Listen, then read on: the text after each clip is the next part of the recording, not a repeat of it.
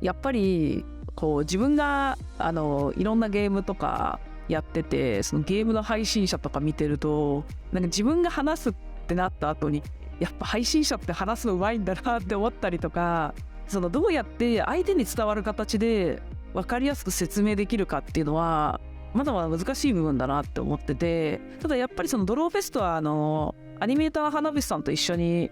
出させていただいたんですけど、花火さんがすごくもうそのアニメーションだったりの説明をするのがすごい上手い方だったんで、やっぱりなんかこう自分自身も花火さんの話を聞きながら、なんかこの人が一緒にいてくれたから自分はアニメーションに挑戦することができたんだなっていう、ドローフェストやってる時には思いました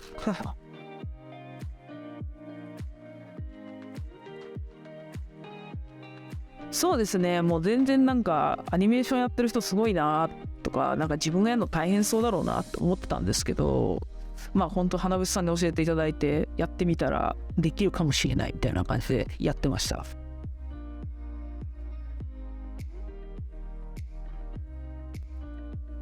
一緒にポケモンカードやったりしてよくゲームやったり話してますね。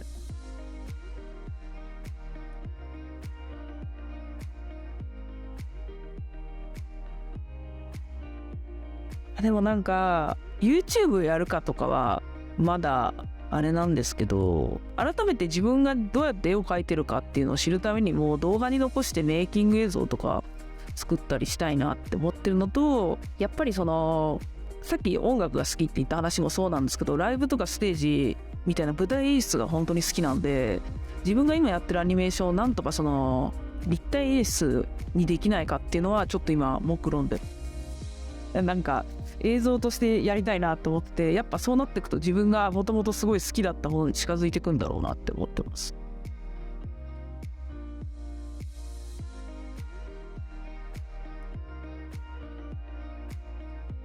そうですね、なんか自分の憧れてる姿っていうのはコンテンツだったりとかキャラクターや作品を残した上でのアーティスト性だなと思ってるんで、自分がかっこいいと思う姿はそれなんで、インフルエンサーっていうのは今ある種イラストレーター的な部分では、どの方も目指している部分ですし、目指してるというかその持ってる部分ですし、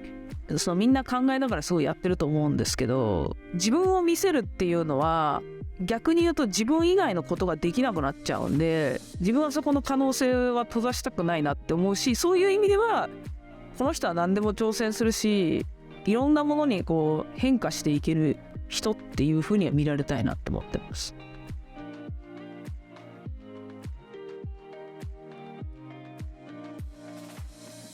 なんかもうアメリカ全体も、アメリカにこう空港から降りた時もそうですし、アニメエキスポ行った時もそうなんですけど、でけえって思いました。もうスケールがでかい、本当に日本よりでかいし、ちょっともうイベントとずれちゃうんですけど、なんか私はその東京に住んでて、東京っていう街がすごい好きで、ビルとか建ってるの見ると安心するんですよね。すごい高いビル建ってると安心するんですけど、アメリカってなんか高いビルなくて、でも土地めちゃめちゃ広くて、なんか高くする必要もないんだなって思ったのが結構衝撃的でした。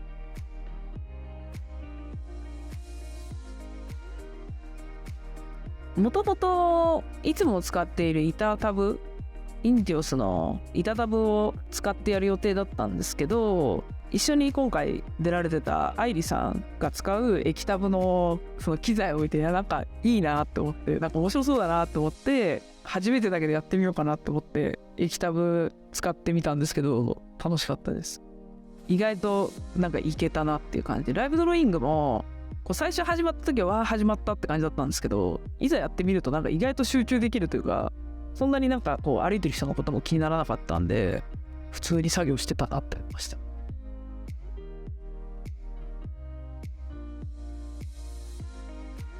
愛理さんもそうですし、アニメエキスポに来てた方、ファンのイラストレーターさんとかもたくさんいろんな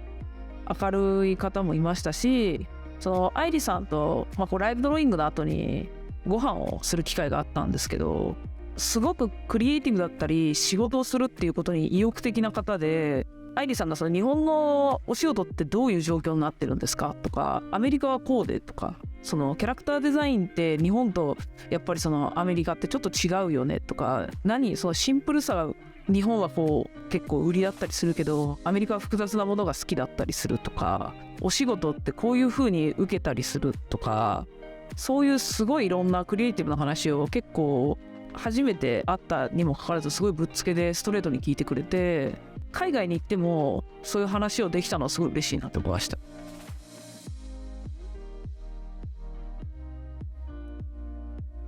そうですね、なんか絵の話とかもちょっとするのかなとは思ってたんですけど、実際どうなってるの日本はとか、実際アメリカはどうなのっていう話をすごいしてくださったんで、なんかそこまでの話すると思ってなかったんで、ただ自分としても相当今こうなってるんだアメリカでっていうのが分かったんで、そういう意味では結構愛理さんとかアニメエキスポに行って、なんかもっとアメリカとかでも活動したいって思いました。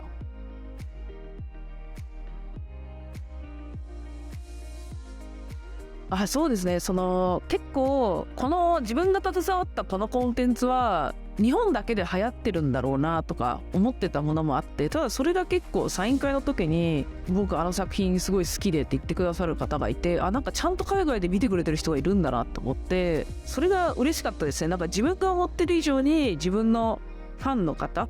は自分のすごいその何をしているかっていうのを見てくださってるし、アニメエキスポ全体をとってもすごい本当に日本のコンテンツを愛してる人が多いなと思ったんで、なんかそこはすごいそのなんか頭では分かってても実際に見るのは全然違うなと思いました。